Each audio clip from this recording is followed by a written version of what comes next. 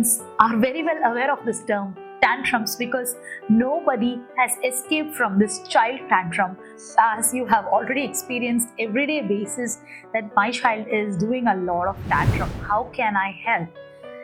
This kind of tantrums, when the children are throwing on a day-to-day basis, it gives a lot of stress to the family, and it also earns a lot of bad name to the parents, because when in the public, when your child is going to throw a lot of tantrum in a mall or in a birthday party, the parents feel so guilty about, oh my god, what others are going to think about the child. They may feel that we have not brought up the child properly. I understand your situation. When a child is throwing a tantrum, it takes very hard for the mother as well as for the father to digest that situation, because everyone is a human. We all have a tolerance level. Because our child is very small and it's our child, we are undergoing all of that. But if any third person who's a grown-up person is going to do such tantrum, we are never going to allow that or permit that in our life. Now, when it comes to child and when they throw tantrum, it's highly unbearable also. And how do you handle it? That's where most of the parents are really struggling and ended up becoming so stressful in their life. So today I want to help those parents who are really struggling to overcome this tantrum by letting them know where the tantrum actually stems from.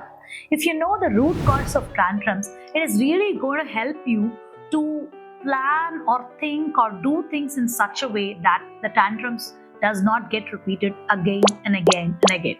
So let's jump into what are all the reasons that a child is throwing a tantrum. First and the foremost, very simple reason would be the child is hungry. If the child is really hungry, it's going to cry. It's not going to say, I'm hungry. Most of the cases, the children don't convey it, but if they are hungry, they are going to do. But it's a most simple issue. And the second one is tiredness. If your child has been tired because not just the child was playing the whole day, if the child did not have proper sleep or proper deep sleep the day before, the child is going to throw a tantrum. So don't just blame the child throwing the tantrum. Just think about whether my child really had a good sleep, because the children need at least 9 hours of sleep, but in that 9 hours they should go deep sleep. Most of the children are digitally addicted and they don't go to sleep to a particular REM sleep. Scientifically, it's called REM sleep because that REM sleep gives a deeper sense of relaxation, and it also helps the child nourish their brain development. But since this process is hindered, every next day when they get up, the whole day they feel tired and they start throwing this tantrum. So remember, when I say tired, it's not just coming out of playing the whole day or playing outside and the child is getting tired without having food. No. Tiredness coming out of not having a proper good quality sleep. So parents have to think about whether my child is getting a good sleep. This is the second case. Third one is about attention seeking. Many of you would have been very familiar with this term of attention seeking. Many of the children, what they do is from the childhood as they are growing up, what happens is every family is looking at them and they are being pampered to get all the attention. So once they keep growing up, the attention towards the child becomes less. So in order to get your attention, the child actually throws a tantrum.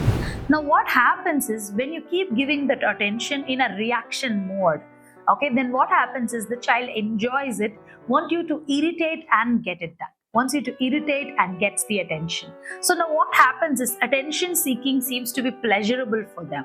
So whether it is right or wrong, I wouldn't judge the child that this is wrong, because the child is not a fully grown, matured child who does not know that hurting someone and getting pleasure out of it. Many parents have asked me this now. He's hurting, but he's getting pleasure out of it. See, the children doesn't understand the maturity of hurting someone. But it's okay. But what we have to do is over a period of time, the way we handle the child, we can make them understand about it. So attention seeking is one of the reasons that the child is asking for a tantrum, throwing a tantrum. Don't yield to the attention seeking. It often happens that the parents yield to the attention seeking in a very reactive way. Like you react to it in a much evident manner or strong manner that the child wants you to get that full attention in that reaction mode. So this is about the third reason that a child is throwing a tantrum. The fourth reason is pampering. So being a parent, we tend to do a lot of buyings for the child, like dresses, toys, and so many other experiences which we keep buying because the child was asking for it. Not only us, our grandparents, our cousins, the relatives, all of them love your child and they try to get everything the child wants. It's a kind of pampering that the child is experiencing, and over a period of time this pampering makes the child, I am the center of universe for this family, so let me throw the tantrum to get things done from what I want. So whether pampering is right or wrong, again I would say please don't judge it. Now that we are in a nuclear family, we are doing we are pampering the child. But as we grow up, as your child moves up, like first year, second year, third year, fourth year, we need to make sure that the degree or intensity of pampering should go down. Now it doesn't go down, and it keeps increasing as the child goes, and the tantrum also increases. So the pampering has to come down as the child grows up.